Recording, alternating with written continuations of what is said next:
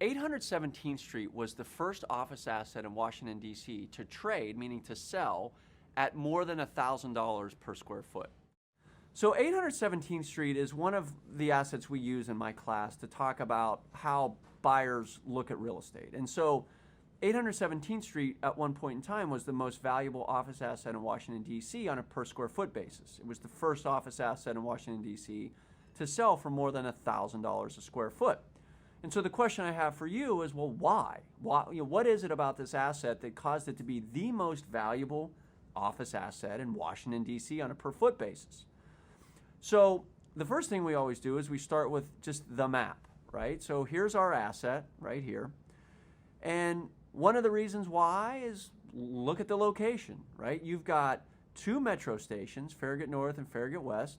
You've got the White House. You've got basically, you're on the front door of anything relevant from a downtown perspective. Think about putting yourself on the roof of this building and think of the views you would have from the roof of this building, from the Washington Monument. You could probably see Lincoln from here. So the macro location within the city is really strong. So why was this the most valuable office asset on a per foot basis at one point in time? Well, number one is it's got great location from a macro perspective. So let's do a little site tour here. This is 817th Street. So let's take a little tour through the neighborhood here, right? So we're going to come down here. We're going to look at the building. We're going to go all the way down. You see, here we go. So you see we're butting directly into this corner building right here. We're going to go back and you can see just sort of the streetscape around you. It's a nice new building on the other side. Ours is way cooler though. And we can go down here and there's the Metropolitan Club. I'd love to be a member of that at some point in time. Never going to happen. And we're just going to keep rolling around the property. So you can see you got office on the upper floors and you got retail on the lower floors. We're going to go over here and I want to show you something very important. You can see that the asset does not butt up against this building right here. So another reason why this building is so attractive or was the most valuable office asset at one point in time is, amongst a variety of things that we're going to talk about, number one, you got a corner location. So that corner location has air and light on this side and this side. So you have got great views. So if you're a PNC Bank executive, if you're a Holland & Knight lawyer, you can put your office on the perimeter of this building and have really good views. The other side of this thing that's so good is if you'll recollect on this third side, it does not dead end into the adjoining building. So junior attorneys or lesser executives at PNC could have office space on that wall, and while they don't have the same level of views, they at least have air and light, as opposed to looking at just a dead wall. So why was this the most valuable office asset in Washington, D.C. on a per foot basis? The macro location is great, and the micro location is great. The other side of this thing that why it was such a valuable asset is the physical asset itself. So it's a brand new building for all intents and purposes, right? And so you can see these are like, these louvers are for shading the sun, and it's environmentally sustainable as much as office buildings are. And so it's a new building. We can debate the attractiveness with sustainable features. So great macro location, great micro location, three sides of air and light, and really strong physical asset. Okay, it's attractive. So in my classes at Georgetown, we think about that asset from the perspective of, well, why was that the first office asset to trade at more than $1,000 a square foot? And why would an investor have paid that kind of money for that asset? So what are the elements of that physical real estate that resulted in it being such a valuable real estate asset?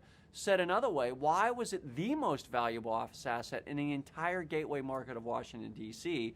at one point in time? It was the most valuable office asset in Washington, D.C. One, because you have a very high quality location within the city. Two, you're on a corner and you have three sides of air and light with the building. Also, this building was built in a joint venture between PNC and Vornado. So when I say joint venture, PNC brought the equity capital. Vornado brought the development capital. So think of Vornado as the developer of this asset. PNC was going to be the tenant and is the tenant in this asset. PNC is using the building as their regional headquarters for the bank. So they wanted to build their own building. So when we look at the rent roll of this building, you have PNC, which is a significant tenant in the building. You have Haynes and Boone, you have Holland and Knight, which are two very high quality law firms.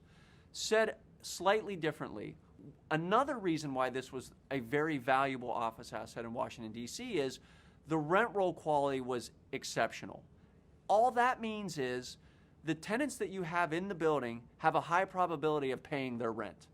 So investors pay more for assets that have a higher probability of paying their rent because they have higher quality tenants.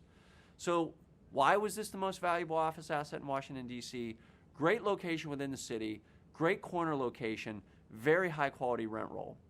Another reason why this building was so attractive to the marketplace is that it's a new building, and there are inherent benefits to buying a new building. Number one, you won't be spending a lot of money in the way of capital improvements, but the design in and of itself is innovative and attractive as a result, which is attractive to tenants who are looking to lease space in buildings that are attractive to their employees.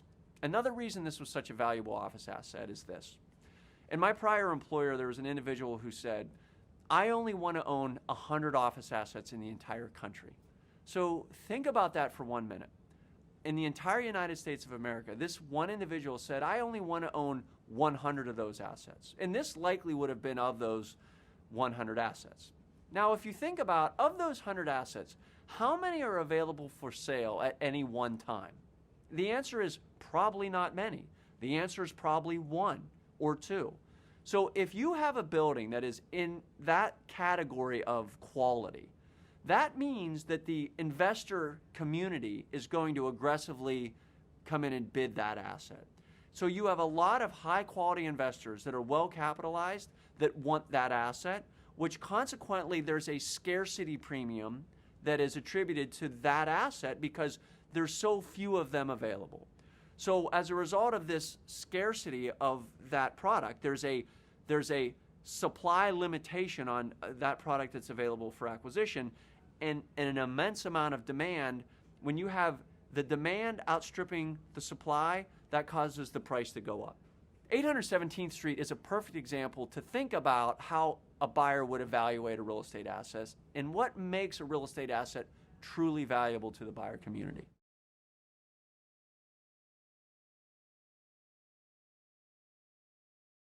One of the most attractive niches within the office investment universe today is something known as creative office. Creative office is the cool space that everybody wants to work in.